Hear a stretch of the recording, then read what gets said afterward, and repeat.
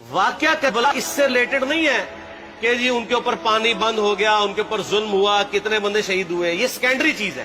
اصل چیز ہے کربلا ہوئی کیوں نبی علیہ السلام کی محنت کو 50 سال کے اندر اس لیول تک پہنچا دیا گیا کہ ہزاروں صحابہ زندہ ہیں اور نبی صلی اللہ علیہ وآلہ وسلم کی پوری اولاد ذبح کر دی جاتی ہے. ہم تو یہ کہہ نہیں رہے کہ کیسے ذبح کیا انہوں نے، آری چلائی تھی یا تلوار چلائی تھی. یہ تو واقعہ کربلا تو سب کو پتا ہے، ان کی شہادت بھی سب کو پتا ہے. جامعہ ترمذی میں حدیث ہے حسن و حسین جنتی نوجوانوں کے سردار ہیں اور ان کی والدہ جو ہے وہ جنتی عورتوں کی سردار ہے. اور المستدرک الحاکم میں حدیث ہے حسن و حسین جنتی نوجوانوں کے سردار ہیں اور ان کے والد ان سے بھی بہتر ہیں. تو یہ تو ڈیفینٹ حدیثیں ہیں، یہ تاریخ تو نہیں ہے، نبی علیہ السلام کے فرامین ہیں. تو ان کی موجودگی میں ان کے ساتھ یہ کچھ کیا جائے تو ہم نٹی گریٹیز میں نہیں پڑھتے، ہم اس تھیم کے اوپر کہ یہ کون سی چیز تھی جس نے خلافت راشدہ کو ملوکیت میں بدل دیا، ہم اس تھیم کے اوپر بات کرتے ہیں. ہم کہتے ہیں چھوڑ دیں، بندے ہندے چھوڑیں. الٹیمیٹلی کیا نکلا ہے، کس کی وجہ سے ہوا ہے، وہ تو احادیث کی کتابوں میں موجود ہے. ہم کب کہہ رہے ہیں خفیہ کیمرے لگا گئے جی کس نے گولی پہلا تیر کس نے چلایا، یہ وہ ہم تو بتا رہے کس کے دور حکومت میں ہوا اور ان کا اپنا کردار کیا تھا، اس کو کس طریقے سے لا کے تخت پہ بٹھایا گیا. وہ ساری کی ساری چیزیں تو سامنے ہیں، وہ تاریخ کی کتابیں نہیں ہیں، حدیث کی کتابیں ہیں. اگر آپ کہتے ہیں کہ بخاری مسلم سے ہم نے صرف رفع الیدین کی حدیثیں لینی ہیں یا ایمانیات کی حدیثیں لینی ہے اور باقی جو بخاری اور مسلم میں آل امیہ کی بدماشیوں کو ننگا کیا گیا ہے وہ ہم نے نہیں لینی ہے، تو سر پھر آپ اپنے آپ کو کلیئر کٹ، پھر ہم آپ سے واقعہ کربلا نہیں ڈسکس کریں گے، حجیت حدیث میں بات کریں گے. آپ کو اپنے آپ کو منکرین حدیث کہنا پڑے گا. یہ آپ اسکروٹنگ کیسے کریں گے؟ اس سے بڑی بات مجھے یہ بتائیں کہ عظمت صحابہ بڑی چیز ہے یا عظمت محمد رسول اللہ صلی اللہ علیہ وآلہ وسلم؟ تو بریلوی یہی تو رونا رو رہے ہیں، وہ کہہ رہے ہیں کہ قرآن میں تھوڑی آیات ہیں. آپ پھر مڑ مڑ کے پڑھتے ہیں قل انما انا بشر مثلکم، اس میں تو نبی علیہ السلام کی تنقیص ہو رہی ہے. تو ہم ان کو کیا کہتے ہیں کہ تنقیص مقصد نہیں، نعوذ باللہ نہ ہو رہی ہے. آپ افضل البشر ہیں لیکن آپ کی سپیشیز بشر ہے، یہ ہم اپنا عقیدہ سمجھتے ہیں، وہ اس کو تنقیص شمار کرتے ہیں. تو پھر اس وقت آپ بھی بریلویوں کی بات مان کے تو یہ آیات پڑھنا چھوڑ دیا کریں. آپ کہتے ہیں نہیں آیات ہے کیوں نہ بیان کریں، تو ہم بھی کہتے ہیں احادیث ہے کیوں نہ بیان کریں. کہ صحیح بخاری میں حدیث ہے 2812 عمار کو ایک باغی جماعت قتل کرے گی، وہ جماعت دوزخ کی طرف بلا رہی ہوگی اور عمار ان کو اللہ اور جنت کی طرف بلا رہا ہوگا. اب اس کے نرغے میں جو آتا ہے وہ آئے، میں اپنے نبی سے ٹکر لے لوں. آپ لوگوں کے منہ کا خیال رکھتے ہوئے کہ میں نبی علیہ السلام کو کہوں کہ آپ نے کیوں ایسی بات کر دی کہ مولا علی کے مخالفین کو آپ نے دوزخ کی طرف بلانے والی جماعت کہہ دیا. تو لیں آپ ٹکر، جائیں سیدھا دوزخ میں. اور تھوڑی جرت کریں، آپ یہ کہا کریں کہ اے اللہ، اپنے لیے کہا کریں کہ اللہ تعالیٰ آپ کا حشر یزید اور یزید کے آباء و اجداد کے ساتھ کرے اور اس کی اولاد کے ساتھ. ہم کہتے ہیں کہ اللہ تعالیٰ ہمارا حشر جو ہے وہ مولا حسن حسین، مولا علی علیہ السلام اجمعین اور اہل بیت کے ساتھ کرے، آمین. اور آپ میں تو اتنی جرت نہیں آپ یہ بات بھی کر سکیں کیونکہ ان کو پتہ ہے. تو نبی علیہ السلام کی احادیث کو بیان کرنے کو یہ سمجھتے ہیں کہ جی اس سے مصیبت کھڑی ہو جائے گی تو اپنے آپ کو منکرین حدیث ڈکلیئر کریں. پھر حجیت حدیث کا مقدمہ ڈسکس ہوگا، پھر کربلا نہیں ڈسکس ہوگی. اور یہ ٹی وی پہ بھی آ کے مولوی بیٹھے ہوتے ہیں، سنیوں کے بھی شیعوں کے بھی، مڑ مڑ کے جی وہ یزید نے یہ کر دیا. وہ یزید نے کیا کیا ہے یار؟ وہ تو سسٹم کا نمائندہ بن کے آیا جو پیچھے سے خراب تھا. یزید کو لے کے بیٹھے ہیں، یزید یزید یزید یزید. بھائی پیچھے سے معاملہ خراب ہوا. اگر نہیں یقین آتا تو یہ بخاری مسلم کی میں نے آلموسٹ 200 سے زیادہ حدیث میں اسٹریم کی کتابوں سے اکثر بخاری مسلم جمع کیے پڑھے. اور سر میں نے تو ان کو چیلنج دیا یہ حدیثیں پڑھ کے نا اپنے ممبروں سے صرف ان حدیثوں کی تشریح اپنی پبلک کے سامنے کر دیں.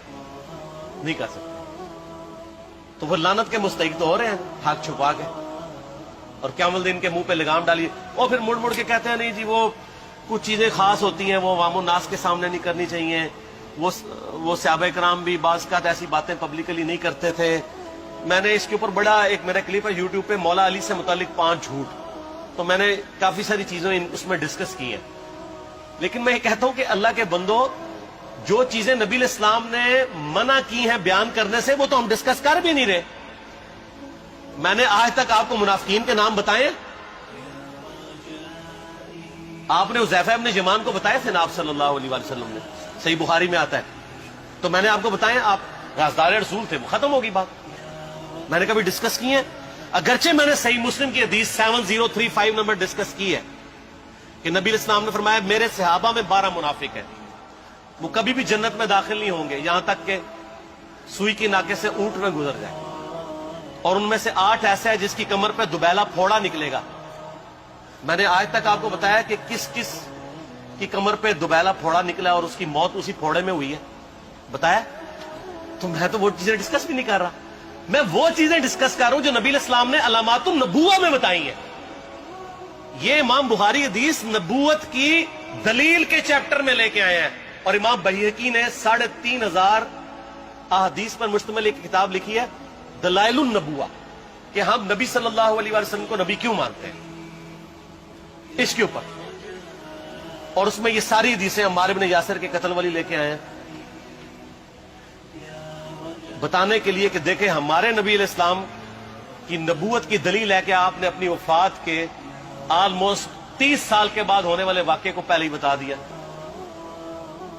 یہ حدیثیں چھپانے والی نہیں، بیان کرنے والی ہیں، علامات النبوہ کی حدیثیں. آپ کہتے ہیں چھپائیں. اگر کوئی حدیث دنیا میں نہیں چھپائی جا سکتی نا تو علامات النبوہ والی حدیث ہے، کیونکہ وہ تو نبی صلی اللہ علیہ وسلم کی نبوت کو جسٹیفائی کرتی ہے. ورنہ میرا ایک معصومانہ سوال ہے کہ نبی صلی اللہ علیہ وسلم نے یہ باتیں کر کے ان کے زوم میں نعوذ باللہ امت کو مصیبت میں ڈال دیا. آپ نے خود ہی فرمایا کہ یہ ہوگا. کیوں فرمایا آپ نے؟ میں تو بیان کر کے مجرم ہوں. تو جس نے مجھے خبر دی ہے ان کے بارے میں آپ کا کیا خیال ہے؟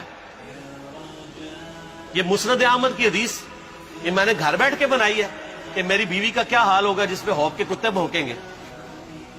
تو سیدہ عائشہ سے مجھ سے زیادہ نبی علیہ السلام کو محبت تھی، لیکن آپ اللہ کے پیغمبر تھے، آپ نے اپنے گھر کی خبر بھی نہیں چھپائی، بتا دی کہ یہ ہوگا. اور اس سے بڑھ کے آپ صحیح بخاری میں دیکھیں عمار ابن یاسر کا خطبہ ہے. میں نے یہ سارا، پریشان نہیں ہونا، یہ ریسرچ پیپر میں سارا کچھ موجود ہے اور کوئی چیز بھی ایسی نہیں جو اس میں سکپ ہو. صحیح بخاری میں خطبہ ہے کہ عمار ابن یاسر کو مولا علی نے بھیجا کوفے میں. کوفے والے نیوٹرل ہو گئے تھے کیونکہ بصرہ سے سیدہ عائشہ آ رہی تھی اور وہاں پہ انہوں نے کہا نہ ہم سیدہ عائشہ کا ساتھ دیں گے نہ مولا علی کا دیں گے. تو عمار ابن یاسر کو تیار کرنے کے لیے، یعنی وہاں کے جو عوام تھی اس قتال کے لیے، مولا علی نے بھیجا.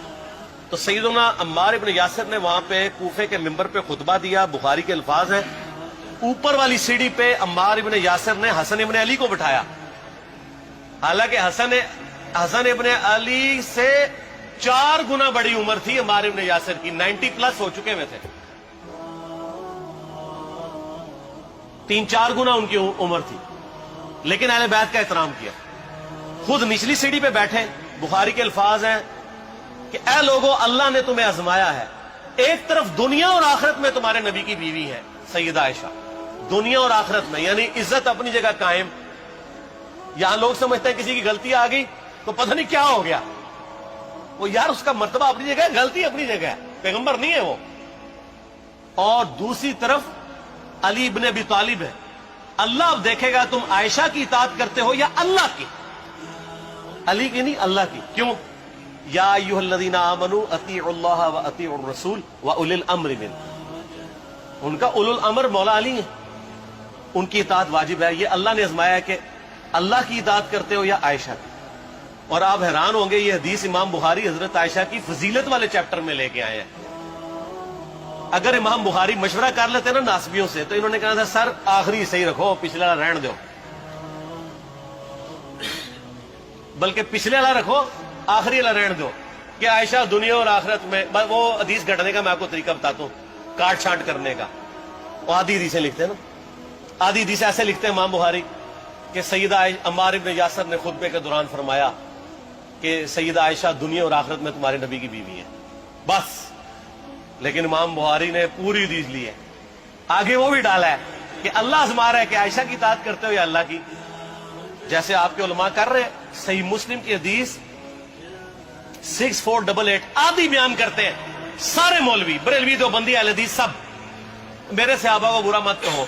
اگر تم میں سے کسی نے احد پہاڑ کے برابر بھی سونا خیرات کر دیا اور میرے صحابہ نے ایک مد یعنی 600 گرام خیرات کی، آدھا کلو، اس کے آدھے کو بھی نہیں پہنچ سکتا بس. حالانکہ یہ مسلم کی حدیث سٹارٹ اس سے ہوتی ہے کہ عبد الرحمن بن عوف کو خالد بن ولید نے گالیاں دی جھگڑے کے دوران. حالانکہ دونوں مسلمان تھے، دونوں صحابی تھے. آپ نے حضرت خالد بن ولید کو بلا کے ڈانٹا، فرمایا تم میرے صحابہ کو برا مت کہو.